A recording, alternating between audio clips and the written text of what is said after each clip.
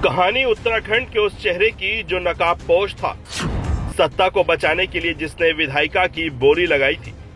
एक पत्रकार के स्टिंग ने कर दिया ऐसा बेनकाब, लाइफ टाइम के लिए राजनीति हो गई खराब। भारत के इतिहास में किसी मुख्यमंत्री की बेशर्मी का हुआ था स्टिंग। राजा को रंक बनाने वाली काली करतूतों और उसके स्टिंग की पूरी कहानी।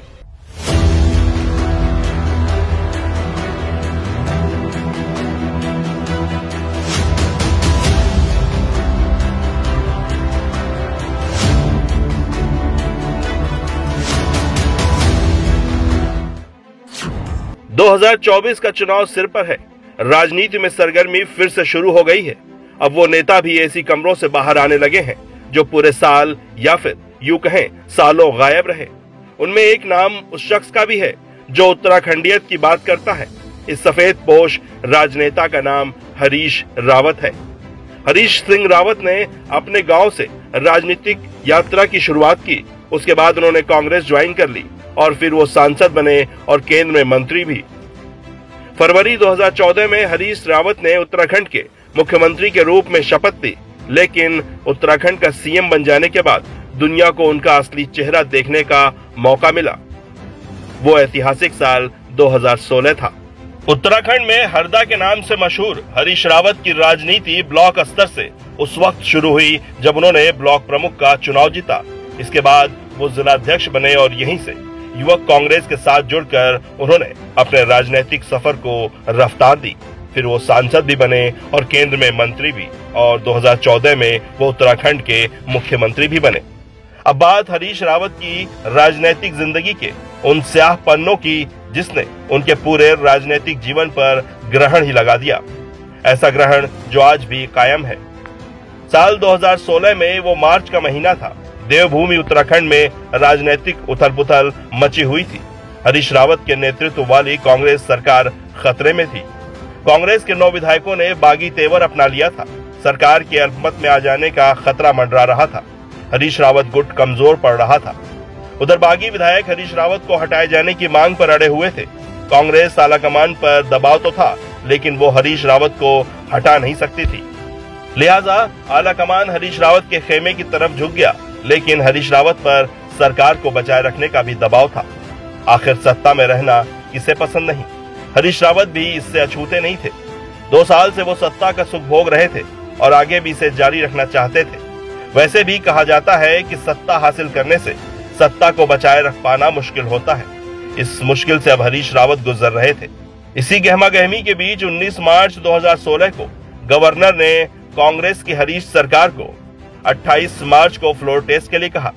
उधर विधानसभा स्पीकर ने कांग्रेस के 9 बागी विधायकों को नोटिस जारी कर दिया था। पहाड़ों पर मार्च की गुलाबी सर्दी में अचानक से तपिश बढ़ती जा रही थी। उत्तराखंड के तापमान से कई गुना ज्यादा रफ्तार से विधानसभा का पारा चढ़ रहा था। उत्तराखंड की राजनीति हर रोज नई करवट ले रही थी, लेकिन इन सब के बीच एक शख्स ऐसा था जिसके सामने सिर्फ एक लक्ष्य था, सरकार को बचाने का, वो भी किसी भी कीमत पर। अंदर खाने विधायिका की कीमत लगनी शुरू हो गई थी। सब कुछ बड़े गोपनीय तरीके से चल रहा था। चेहरे पर शराफत और मासूमियत का लबादा ओढ़े हरदा ने मामला सेटल करने के लिए सब दांव पर लगा दिया था। उत्तराखंड और उत्तराखंडियत को भी। अंदर खाने जो कुछ भी चल रहा था उस पर एक तीसरी आंख ने अपनी नजर गड़ा रखी थी। वो हरीश रावत का सब खेल देख रहा था। चेहरे से उतरते शराफत के नकाब को एक एक कर गिरते और जमीन पर रौंदते हर पल को वो भी अपनी नजरों में कैद कर रहा था। और आखिरकार 26 मार्च को धमाका हुआ। ऐसा धमाका जिसकी गूंज पूरे देश ही नहीं बल्कि विदेशों में भी सुनी गई। भारत की राजनीति के इतिहास का सबसे बड़ा स्टिंग जनता के सामने था, क्योंकि अब तक और उसके बाद भी किसी ने मुख्यमंत्री का स्टिंग करने की हिम्मत नहीं दिखाई थी। असल में वो स्टिंग उत्तराखंडियत की बात करने वाले सीएम हरीश रावत का था। स्टिंग वीडियो को उन 9 बागी विधायकों ने एक ज्वाइंट प्रेस कॉन्फ्रेंस में जनता के सामने रखा था, जिसे एक के बाद एक तमाम नेशनल चैनल ने दिखाना शुरू किया। इस स्टिंग में सफेद पोश हरीश रावत बागी विधायकों को पैसा ऑफर कर रहे थे।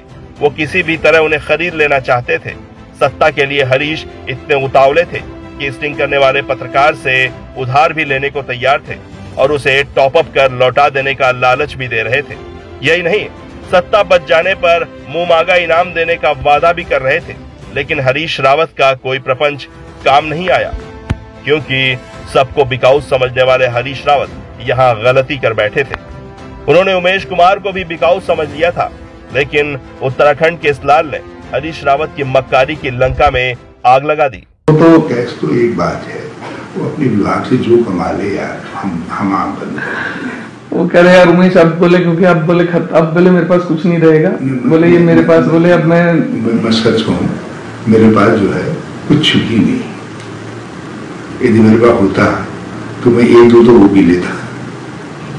तो मुझे ऐसा थोड़ी नहीं था कि मुझे आभास नहीं था। मैंने दिल्ली भी बात की, मैंने कहा भाई कुछ कर सकते हो। दिल्ली वाले खुद ही में मैं 1-2 करोड़, मुझे तुम्हारा ध्यान नहीं आया जिस समय इससे हर से बात कर रहा था। जब मैं बात करा देता तुम्हारी इधर, वो लाए मेरे पास, वो कमा करके ले जाए 25 नहीं, वो 30 ले जाए। मैं जानता हूँ ये समय में कहीं से ज्यादा लगती 5। हाँ, इस समय मेरी कुछ मैं दिला दूं सर, मैं 5-7 कहीं से मैं दिला देता हूँ। 5 की व्यवस्था आप कर दो। आप एक काम कर दो ना। हाँ, जो आप कर दो। मैं इस समय सर, जो उसके लिए सर ये आपको मैं आपको जो है 29 को शाम को आप मेरे पास आ जाना। शाम 29 को जितना दोगे उसमें दो, एक टॉप अप करके। और चेहरे पर पड़ा झूठ का पर्दाफाश कर सारी काली करतूत सामने ला खड़ी की। पत्रकार उमेश कुमार के इस स्टिंग ने ऐसा गदर मचा दिया कि सरकार औंधे मुंह गिर पड़ी। विधायिका की खरीद फरोख्त का वीडियो सामने आने पर गवर्नर ने संज्ञान लिया और एक रिपोर्ट केंद्र सरकार को भेजी। केंद्र सरकार ने उत्तराखंड में प्रेसिडेंट रूल लगाने की सिफारिश की और अगले दिन 27 मार्च को प्रेसिडेंट ने राष्ट्रपति शासन की घोषणा कर दी। उधर नाटकीय घटनाक्रम में स्पीकर ने 9 बागी विधायकों को डिस्क्वालीफाई कर दिया। राजनीति में हालांकि शहमाद का खेल अब भी जारी था। हरीश रावत का असली चेहरा सबके सामने था, लेकिन पीछे से वो अब भी अपनी चालें चल रहे थे। 28 मार्च को कांग्रेस ने उत्तराखंड हाई कोर्ट में प्रेसिडेंट रूल हटाने की अपील की। यहाँ हरीश रावत को सफलता मिली और करीब 3 हफ्ते के राष्ट्रपति शासन के बाद 21 अप्रैल को उत्तराखंड हाई कोर्ट ने प्रेसिडेंट रूल हटा दिया और 29 अप्रैल को फ्लोर टेस्ट कराने के ऑर्डर दिए। अगले दिन वक्त ने फिर करवट ली। 22 अप्रैल को सुप्रीम कोर्ट ने हाई कोर्ट के ऑर्डर पर स्टे लगा दिया। सुनवाई 27 अप्रैल तक टाल दी और 29 अप्रैल को होने वाले फ्लोर टेस्ट के लिए मना कर दिया। अब सब कुछ सुप्रीम कोर्ट के हवाले था। सबकी निगाहें सुप्रीम कोर्ट पर थीं। कानूनी दांवपेच में हरदा एक बार फिर जीत गए। सुप्रीम कोर्ट ने हरीश रावत सरकार को बहाल कर दिया। 11 मई 2016 को फिर से हरदा को मुख्यमंत्री की कुर्सी मिली और 18 मार्च 2017 तक वो सीएम रहे। अब तक वो 3 बार सीएम बन चुके थे, लेकिन उनका कार्यकाल महज 3 साल ही चल पाया था। 2017 के विधानसभा चुनाव तक वो मुख्यमंत्री बने रहे। हरदा दामन पर लगी कालिखों को साफ करते रहे, लेकिन अब नंबर जनता का था।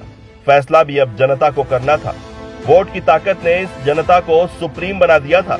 हरदा को वोट की चोट का शायद अंदाजा था। उन्हें पता था कि बहुत कठिन है डगरपन घटकी।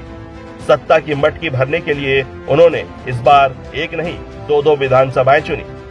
हरिद्वार ग्रामीण और किच्छा दोनों सीटों से नामांकन किया। खुद गए अपने साथ कांग्रेस के एक और विधायक प्रत्याशी का भविष्य भी चौपट किया। जोर शोर से चुनाव तो लड़ा, पानी की तरह पैसा भी बहाया, हर हथकंडे भी अपनाए, हर जुगत लगाई, और जब चुनाव का नतीजा आया दोनों सीटों से 0 मिला, यानी 0। खुद भी दोनों सीट हार गए और राज्य में कांग्रेस को भी हरवा दिया। जनता ने हरीश रावत की वजह से कांग्रेस को बुरी तरह नकार दिया और बीजेपी के हाथ में प्रदेश की सत्ता सौंप दी।